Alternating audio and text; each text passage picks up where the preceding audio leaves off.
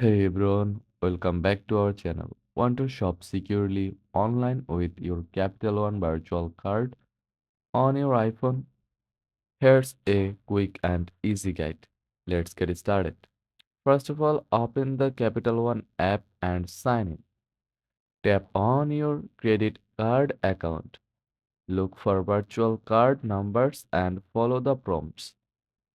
Copy your virtual card number for easy use. Now, when shopping online, at checkout, paste your virtual card number instead of your real card. Use the CVV and expiration date from the Capital One app.